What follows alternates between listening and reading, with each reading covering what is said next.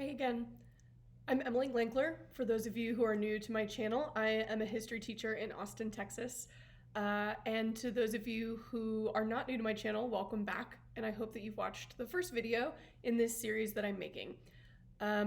Basically, in the last few days, I've been feeling lost and not sure what to do to help with the protests that are going on around the country in my own city of Austin. And so I started researching the history. That's what I do. That's what I do for a living, and that's sort of my gift, is being able to explain history in a way that makes sense to people.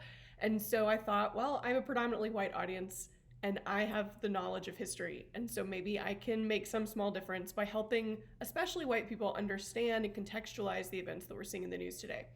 So again, I hope you checked out my first episode, which is on the relationship between law enforcement and black people. And today is a brief history of white race riots, because I'm just tired of seeing on my newsfeed and seeing around the country white people somehow assuming the moral high ground on this issue, because anyone who studies history knows that's insane. So, okay, a few things first. Number one, I'm not honestly sure how I feel about categorizing what I'm seeing on the news as race riots, because to me it seems way more just like predominantly peaceful protests that are being co-opted by outside groups to make chaos, or that are turning violent because of a militarized response from police. But whatever, let's just say for today that what we're seeing across the country will be considered in history textbooks the race riots of the summer of 2020. Okay. Number two, I'm not saying two wrongs make a right. I'm not saying that, oh, well, since white people have done it, then it's okay if black people do it. No, but I am suggesting that, like, white people need to understand that this is not new in our history. And in fact, like, what I'm seeing is way better than what I know that a lot of white groups have done in the past in the name of what they see as injustice. Because number three, I'm just really tired of seeing those comments of, well, white people don't burn their communities down, white people don't destroy businesses. Because they do. Like, they do all the time. Like, on a silly note, I went to UNC, and literally every time we would beat Duke in basketball, white people would, like, burn their couches and throw them in the streets. So yeah, we do. But also, our country has a really long history of protest. I mean, our country was literally founded on protest. But most of our history has been nonviolent and peaceful, but we have had riots. And we more specifically have had racially motivated riots for centuries. So I went down this rabbit hole of research and I looked into every documented race riot in American history. And I noticed a few things. One, I noticed that the vast majority of race riots committed by people of color were in protest to injustice or against oppression. And two, I noticed that the vast majority of race riots committed by white people were to intimidate or keep down people of color. And I think that's a really important distinction to make. Okay, let's get to it. And again, like I said on my last episode, I know this history pretty well, but I want to get it right. And so I'm sorry, you'll notice that I'm clearly reading off of notes. This is not something that all just comes to my brain naturally all the time. So today I've picked out three events in American history, and these three are arguably the most infamous white riots because they're not the only ones, but they're the ones that might have been included in your textbook, although honestly they probably weren't. And again, I'm focusing today just on these three events that are acts of violence committed by white people, and they are racially motivated. There are many more examples. I'm not even going to talk about, like, the Battle for Seattle or the Unite the Right rally, which was racially motivated. We're going to go all the way back to the 17th century because that's what I do. I'm a historian. So first we have Bacon's Rebellion in 1676. And this event is really critical for understanding, like, white-black relations in our country forever. So essentially, this is like real distilled down, but white men were frustrated with the Virginia government. They wouldn't allow them to fight Native Americans the way they wanted to. First world problems, right? And so these white men, led by Nathaniel Bacon, joined with other kind of poor and middle class whites, white indentured servants, and enslaved Africans to rebel against the Virginia government. And they eventually burned down the city of Jamestown. And so after this is when most of the colonies freaked out and realized that they needed to separate poor whites and poor blacks. They needed to separate these two groups that are low on the socioeconomic ladder. And so after Bacon's Rebellion in 1676 is when we start to see a few things. We see people abolishing indentured servitude. So they're elevating poor white people to a little bit higher status. This is also when we start to see the beginning of very formalized slave codes in all of the slave-owning colonies, starting with Virginia. This is when we see the first slave codes that specifically say that the child of a slave is also enslaved, which is new. That type of chattel slavery is new in the history of the world. And so again, we see from Bacon's Rebellion this fear by the upper classes, the people that were part of that Virginia House of Burgesses, realizing there are more poor, lower class, enslaved, indentured people than there are us, and we need to find some way to divide and then conquer them. And so from that point on, our history has seen this really long trend and this long strategy of pitting poor whites and poor black people against each other so that they won't recognize that they actually have way more in common than they do differences. All right, so there's way more examples like this. I mean, for one, in the 19th century, there were at least 15 anti-abolitionist riots across the country, in addition to countless anti-immigrant riots, especially against Catholics. So there was a rise of what we call nativism, which was saying like only people who were born here can be here. The Native Americans are laughing. And so we saw that throughout the 19th century, violence against Eastern Europeans, violence against Catholics, in addition to, obviously, violence against people of color. Okay, but we're just gonna, for the sake of time, skip to the 20th century, because I wanna talk about these other two that I've been seeing a lot more posts about on social media, which I think is amazing, because these are two things you probably didn't learn about in history class. The first is the Red Summer of 1919. So World War I has just ended, and this is kind of the summer after a lot of those troops come home after helping rebuild Europe. All right, a little bit of context. Things were tense already in the year after World War I. For one, the labor movement had been rising and becoming a lot more powerful, and they had been sometimes violent in the last few decades. There was the Haymarket Square riot, for example. Like we're seeing today, a lot of anarchist groups just co-opted that labor movement. They would come to peaceful protests or rallies and then throw bombs or whatever, but that still made everybody tense, right? There were these moments where protests often turned violent. And this is not to mention that the Russian Revolution had just occurred, so like all good patriotic Americans were just on high alert for like suspicious communist activity.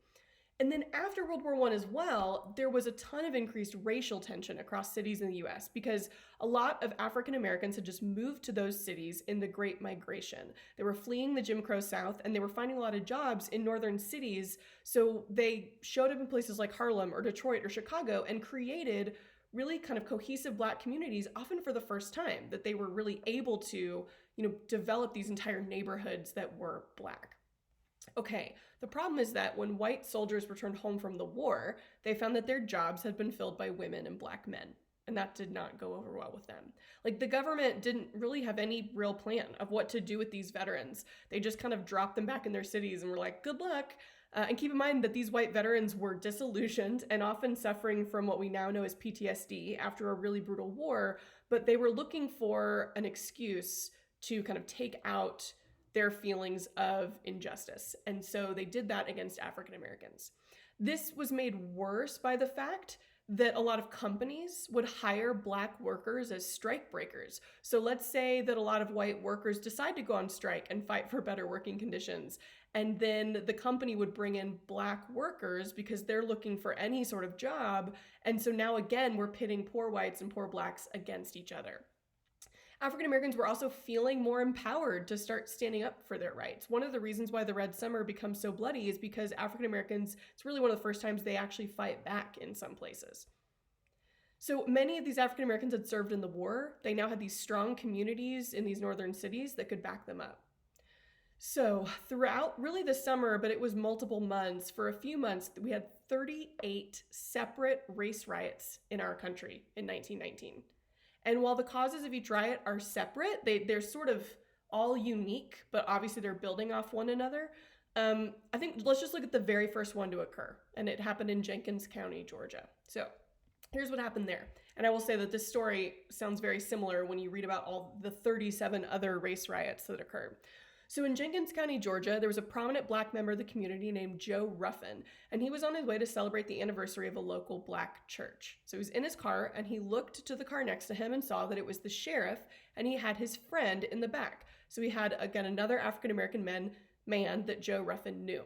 So Joe got out of the car and asked why his friend, named Edmund Scott, was in handcuffs, and he learned that the sheriff had stopped Scott in search of liquor, kind of racially profiling him, right? And when they didn't find any liquor, they did find that he had a pistol, so they arrested him for having a pistol. Okay, So Joe Ruffin pulls out his checkbook to pay for his friend's bail. He's going to pay for this $400 bail. He's like, no problem. Then we'll go to court later, but you don't have to take him to jail. The sheriff tells him that they have to pay in cash, which is not really a common practice, but whatever. So at that point, Joe starts to sort of protest and say, I can pay the bail. I'm taking my friend with me. He reaches into the car. This is where things go bad, right? The sheriff takes out his gun and hits Joe across the face, knocking him unconscious. But while he did that, the gun accidentally went off. And so Joe's son was also in the car, and he saw his father lying unconscious, and he heard a gunshot. He was a soldier that had just returned from war as well, and so he pulled out a gun and shot the sheriff. So chaos ensued. It ended with 2 more deaths, including another white police officer and Edmund Scott, the man who had been arrested. Okay, so news of this event spread, and white mobs took over the city for days, protesting what they perceived, I guess, as violence against police. I want to note, there weren't black mobs roaming around after this event occurred, even though, one of their own was also killed. But these white mobs paraded around Jenkins County, Georgia. They found Joe Ruffin's other 2 sons and lynched them. I read that there's debates. They either burned them alive or they lynched them and then threw their dead bodies into the fire. They burned down black establishments, including 7 black churches. And so I just want to point out that white people believed a white man had been unjustly killed. Yes. And then they murdered innocent black men and burned churches in response. So, kind of a direct comparison, right? Whatever you think about the original altercation between Joe Ruffin and the police, like the perception by white people was this man has been unjustly killed by a black man, and they respond by murdering people. So, anyway. Events like this one occurred around the country all summer. Again, this red summer of 1919. Just a few weeks later in Charleston, South Carolina, 5 white sailors believed they had been cheated by a black man, but they couldn't find him, so they just murdered a random black doctor instead. And riots ensued, but not riots led by black people, which would have been understandable, but by white sailors and civilians who armed themselves and attacked black businesses, people, and homes. Throughout the summer, the worst violence occurred in Elaine, Arkansas, when, after an altercation between black union members and white negotiators, mobs of white men roamed the streets, killing anywhere from 100 to over 200 black men, women, and children. And by the end of the Red Summer, around 1,000 black Americans were dead. Now, fast forward 2 years to Tulsa in 1921. In Tulsa, there was a wealthy black community whose part of town was nicknamed Black Wall Street. There had been tension within the poor white community who resented the fact that African Americans were living better off than they were. And it came to a head in 1921. So again, the initial altercation. There was a 17-year-old white girl working as an elevator operator in a building that was frequently visited by a 19-year-old black man named Dick Rowland. So one day, people in the building claimed that they heard the girl scream, but accounts differ on what happened. The girl claimed she was assaulted, but then never pressed charges. While other accounts say that they saw the black man trip and grab onto the girl for support. Either way, by the end of the day, the news around town was that a black man had raped a white girl and all hell broke loose. In just 24 hours, 35 square blocks of the black part of town were burned and over 1,200 houses were destroyed. It's believed that close to 300 people, mostly black, were killed in Tulsa. All right, fast forward again. During World War II, similar to the First World War, tensions between various ethnic groups were really high. For one, there was a sense of frustration among people of color that the United States was proclaiming itself the nation of freedom and democracy abroad while still oppressing people of color at home. And so a lot of people of color did join the war effort, and they used it as leverage to push for more rights at home. I'll talk more about that in a later episode. But tensions were high, especially in Los Angeles, where there were thousands of white sailors and a growing Latinx population. Racism and stereotyping had already been occurring throughout the 1930s as young Latinx people were branded thugs or gang members, often just because of the clothes they wore. And so their signature style was the Zoot suit. Popularized by the black community in Harlem, men would wear baggy trousers that would accentuate their movements while they were dancing in the nightclubs. They would carefully tailor the pants down to their ankles so that they wouldn't trip while they were dancing. They wore jackets with really wide lapels, flamboyant colors, big hats. And the style also became popular among the Latinx community in Los Angeles. However, during World War II, Wearing these suits was seen as an act of disloyalty because cloth was being rationed for the war effort. So many white men began wearing slim-cut victory suits to save fabric. And so young men of color wearing Zoot suits were believed to be acting against the war effort. Now, don't worry about the fact that 500,000 Latinx people served in World War II, but whatever. So by the middle of the war, 1943, tensions boiled over, especially against young Latinx men who were believed to be draft dodgers, even though in reality most of them were just too young to serve in the military.